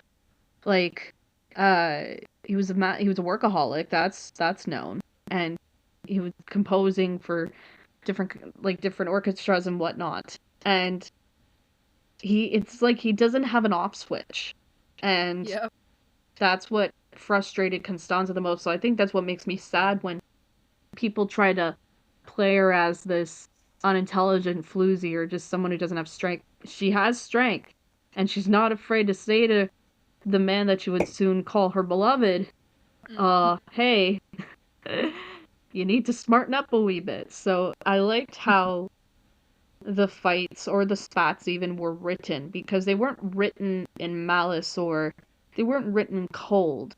There's tension. And I wanted to really be like, okay, as Constanza, let me just add that tension, because Constanza's pissed. And she had to come at it from, like, when you're pissed at your significant other, but you're scared to use your words because it might be mean. So I'm like, okay, acting exercises, let's step into a mindset of, you're pissed, but you don't want to, like, outwardly say you're pissed. So that was a tricky part for me, but I hope it was received well, because I mean, well, is it resignation or revolution? So I mean, I feel like it came across, like, incredibly well. Like I said, you reminded me, and there's two things that your characterization of Constanza are, like, really embodied well. In the moments where she's very kind and compassionate, total Cinderella, because I feel like Wolfgang, like, described her as the Cinderella of her era.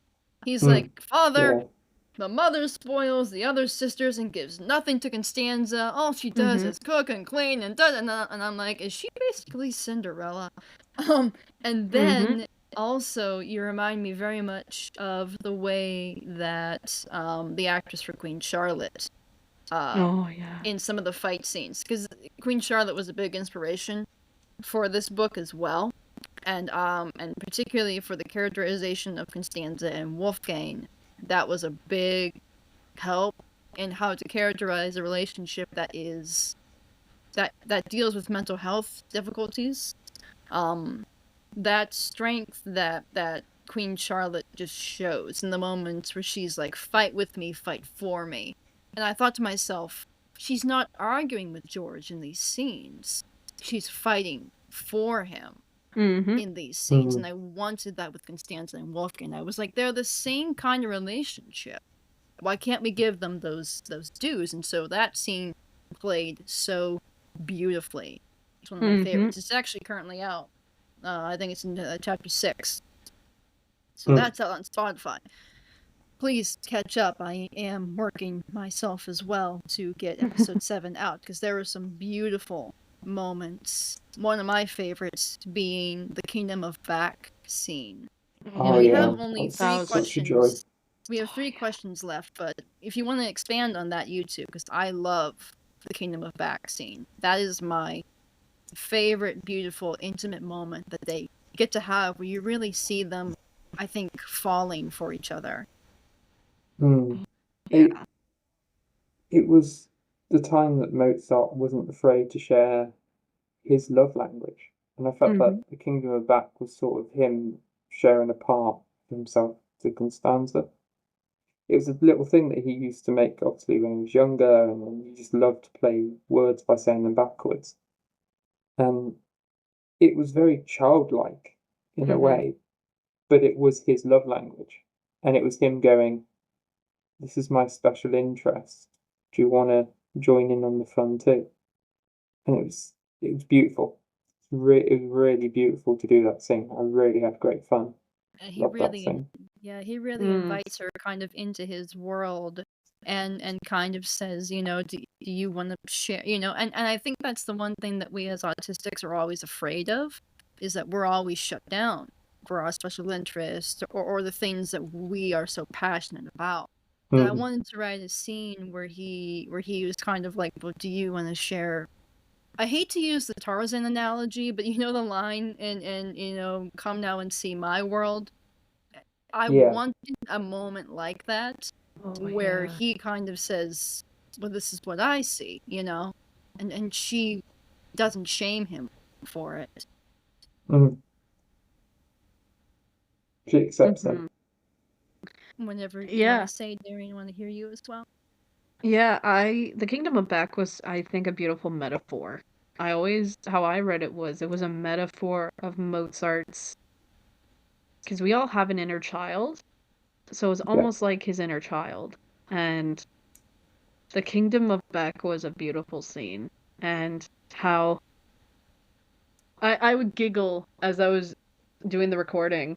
I'd have to pause and be like, "Oh," like it's adorable, and there's such child innocence in that. There's like a inner child innocence, and something you don't see every day. And I loved how it was written, where it's as Aaron said, he's showing his love language and what makes him happy. And they role played, and then he's like, you'll be the queen of the Kingdom of Back. And I think that,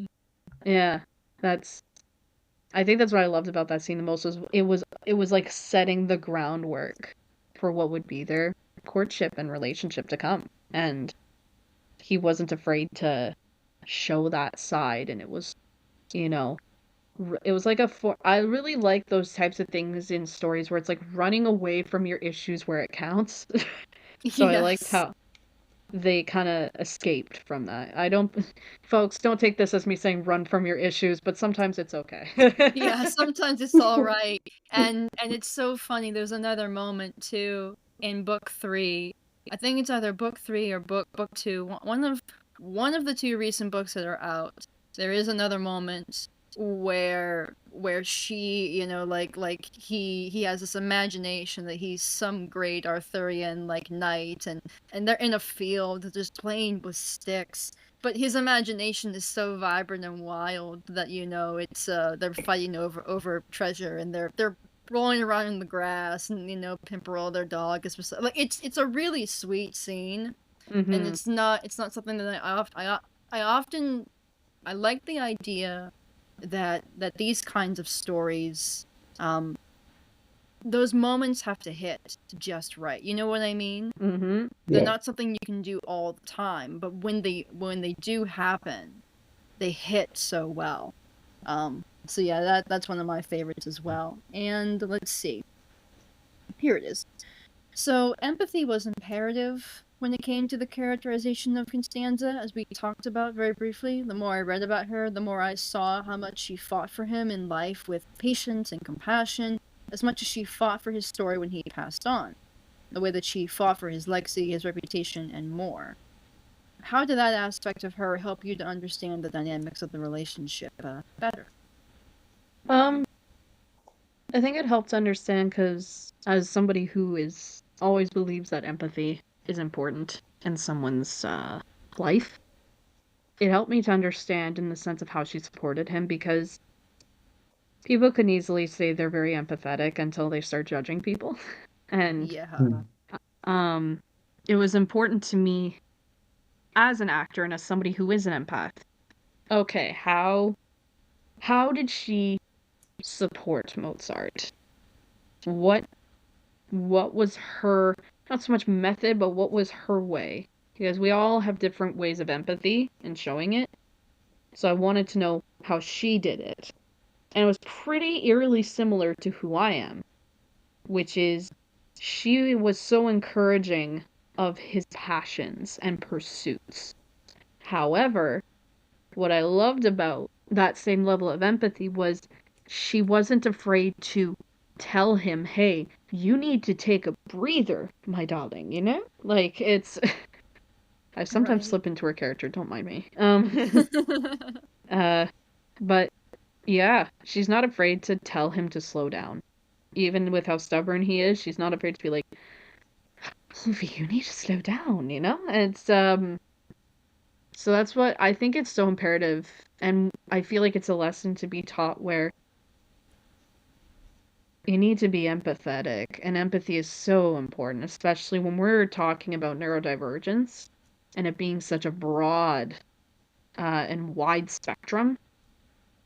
It's so important to just not see somebody as helpless or as they can't do anything, but whereas they can, but encourage them to do it their way. And I think that's truly what the biggest thing is in their relationship was she always encouraged Mozart to be himself, to have those moments of just humor and playtime.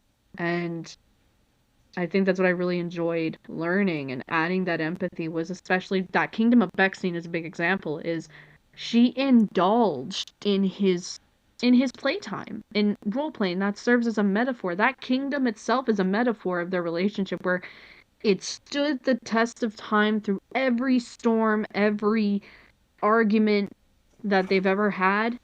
That kingdom still stood I agree. and still does today. Yeah. Yeah, and for our final question, and I thank you both for your patience and your longevity on doing this with me.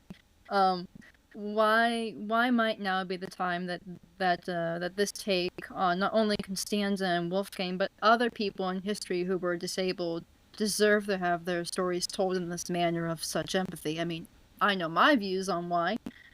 I believe because right now, currently, we have people who plainly forget that disability has been the heart of the world since the Grecian period and before that. But stigma and prejudice made it impossible for people like us, and may I remind you that disabled, the three of us on this podcast are autistic. Yep. You know, we're not afraid to talk about it. We are. But prejudice made it impossible for us to exist. And it's here again, in 2025. And we've almost gone backwards. And it hurts us. It hurts people like us, and it hurts us. So why does it matter, in your opinions, both of you, that we don't just have modern stories about the disabled, but stories from history too, where we tackle the hard issues and we showcase it in the most realistic manner possible? I think it's important to tell those stories because it shows how far we've come. Yes, we've still got work to do, but it shows how far we've come from then and how much it's now improved since then. But also for us, for people with neurodiversity, it's nice because it gives you a chance to know that you're not alone and that like in this world there were people that have come before us that face challenges with their autism or what other type of disability. Um, it shows that there's hope. I think that's the most important thing, and I think that's why we need to sort of reevaluate parts of history again and look into people to see if they were on the spectrum. I think it'd be an interesting case study to look into. I agree. Mhm. 100%. Yeah. I think it's just, as I've been saying, just over the course of the interview, neurodivergence was always seen, and I can remember watching different pieces of media, and the biggest thing when it comes to neurodivergence, being autism or just any form of it, it is always looked at as such a with negative connotations. And Yeah. I think and hope that this project can influence a discussion, a much needed one, that there are probably many different people in history that may have been neurodivergent, but it was never studied or it was never thought of. And I think if this gives an open opportunity to re-look into different people and maybe find those, then I hope that it serves as a lesson that neurodivergence doesn't mean that somebody isn't like you or me. We very much are. We are just learning differently.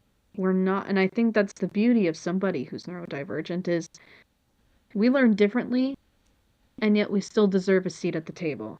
And there has to be a lot more representation, even in media today, for folks who are neurodivergent. There should be more opportunities and for everybody because we're in a very divisive time right now. And I want to take a moment to say if you feel seen by this project, we see you.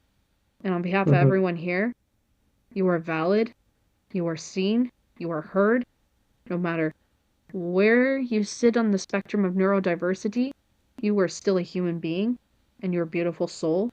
Never let anybody tell you otherwise. So yeah. We are not an epidemic, and I don't get, loud about anything, but there have been some thoughts and views recently, and I mentioned it at the first part of our talk with Aaron, but there are people who are touting things that are going to make us feel like we are a problem when we're not. We've always been here. We've been here since before there was ever a word to describe who we were. And unfortunately, I think there are some people who need to look back and back and back in the history and go, we put those people away. Why? Because we were afraid of what was different. And I think it's time that we stopped being afraid and allowed the Mozarts and the Constanzas and the Beethovens and the Henrik Gottfried Bachs to exist in society as the beautiful souls that they are. I'm surrounded by them. Because, in the words of my friend Jack Morby, autism is something you've never even seen before. It can be something you have never seen before. We are not just one, we are not this or that, we are not one thing. We are something you may have never seen before, and that is beautiful. And with that, I will take us to a close and say, Darien, Aaron, thank you so much for your patience and for being a part of this. Where might people be able to find you social media wise? Both of you. So for me, probably my Facebook, which is just Darien Relf, and on there there'll be all my links to my Spotlight, my Instagram, everything's on there, and you can follow it via that. All right, absolutely, and I will post those below for people to follow for sure. Well, I'll just just scrolls down a bunch of links. No, I'm kidding. I'm kidding. I'm kidding. No, I'm not. I am not that vain, folks. You are more than happy to find me. I have a voice acting Twitter. That's x.com/DarianHTVA. And that's basically where I post all my performance announcements, my roles, and everything. I also have a TikTok, which is also Darien HTVA, where I post a lot of skits. And I go live Fridays and Saturdays. I'll be live Sunday for the game I'm currently streaming, Love in Deep Space. And it's going to be a birthday event. So I'll be live in the morning at twitch.tv/DarianHTVA. So yeah. Alrighty, and with that, thank you so much for your time, and thank you everybody. Hopefully, you can follow me, of course. I am Faith Chapter Official on Instagram. Of course, you can follow the Faithfully Yours official book page as well on Instagram. We have a website for the book. It is on, and I will say this, when my posts on Instagram say the books are international, that means they are international. Italy, Canada, UK, USA, Poland, I think. I mean, wherever you are in the world, you can get Faithfully Yours Mozart. You can listen to us on Spotify and my YouTube, of course, Coffee&Comics Nerd, where, all this will be linked below. This will also be up on the YouTube page, so there will be many links to many different things.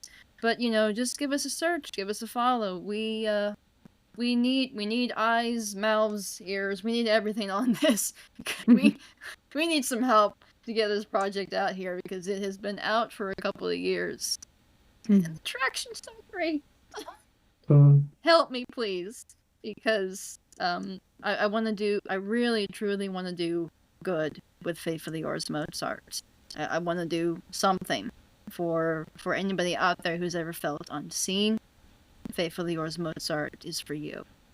And with that, I have been Faith Jacobs, and I will see you all on the flip side. See you all later. See ya.